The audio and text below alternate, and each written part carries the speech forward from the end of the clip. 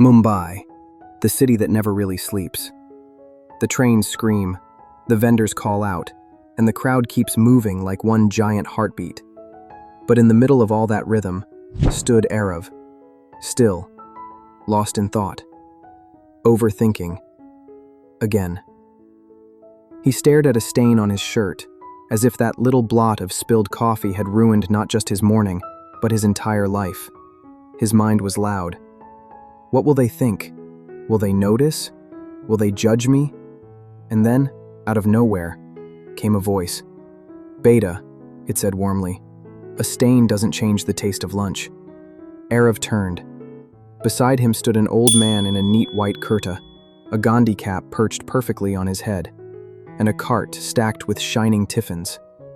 His eyes were calm, steady, as if he'd seen 100 boys like Arav before. The man smiled. "A blotch is not the whole cloth. Come, ride with me today." Arav hesitated. "I don't even know you." The old man chuckled. "You don't know most people who change your day. My name's Gampat Kaka. Shall we?" And just like that, against the rules of his overthinking mind, Arav followed. Outside Churchgate Station, the air was thick with the smell of ginger chai. At a small tapery, Gampat Kaka ordered 2 glasses. "Extra adrak." The chaiwali looked at Arav with a knowing smile. "First day?" He half laughed. "Feels like it." She slid the glasses over. The tea was hot, golden, trembling in the cup. Gampat Kaka raised his glass, breathing in the steam. "People are like chai, Beta. Some are ginger, sharp, they wake you up. Some are milk, soft, they mix with everyone. Some are spice, unexpected but unforgettable. And some, well, some turn it bitter." Arav frowned. "And what do you do with the bitter ones?" The chaiwali, still stirring another pot, answered for him. "Simple.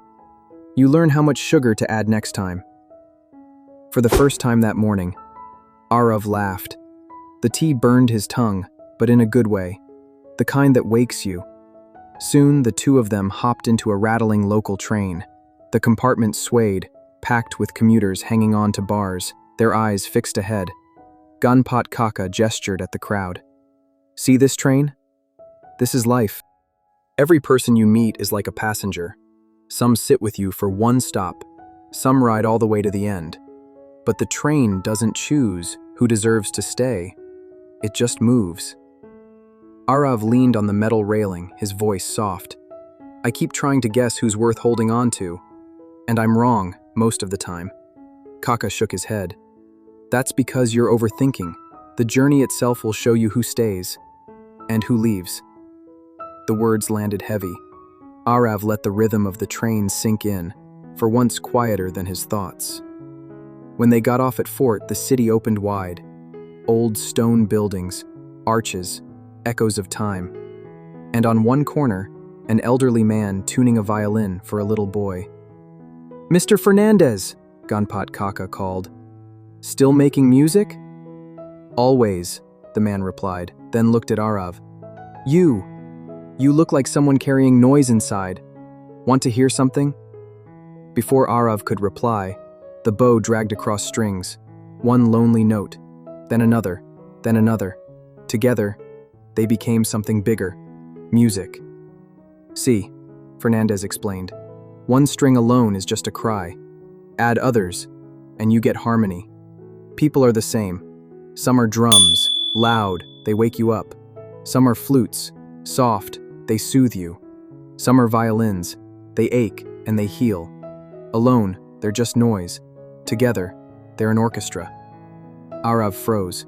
Maybe all his life, he had only been listening to the noise. The violin faded, and the streets of Fort came alive again. Honking taxis, footsteps on stone, hawkers calling out. Gampat Kaka looked at Arav with a half smile. "Ready for your next stop?" They walked through Crawford Market, past stalls overflowing with mangoes, chilies, spices. Arav watched people bargaining fiercely, then laughing, then moving on. Gampat stopped near a cobbler, hunched on the footpath, hammering nails into worn-out leather shoes. The cobbler looked up. Erikaka, another student for your life class, Ganpat laughed. Something like that. The cobbler held up a shoe. The leather was cracked, the sole torn. You see this? Some people in your life are like old leather. They'll hurt your feet, give you blisters, slow you down. But, he said, pressing firmly with his hand, when mended right, they become stronger than new. And sometimes, you don't need to throw them away. Just stitch them better. Arav bent down, touching the rough leather. His voice was low. I've thrown away people. Too quickly. The cobbler shrugged. We all do. The trick is knowing who to mend and who to let go. The hammer hit the nail again. And somehow, that sound felt like it was hitting Arav's chest too. From Crawford, they walked toward the docks at Calaba. The salty air carried seagull cries. Fishermen pulled in their nets, their hands rough, their backs bent, their eyes fixed on the sea. Gampat Kaka pointed to a heavy, tangled net. Look closely, Beta. Every strand of this net is connected. One breaks, and the whole catch is at risk. People in your life are like these strands. Some hold strong, some snap, but you'll only know their strength when the waves hit. A fisherman overheard and added with a smile. And don't forget, some are like anchors. Heavy, yes, but when the storm comes, they keep your boat from drifting away. Arav thought of his childhood friend, who once stood by him when no one else did.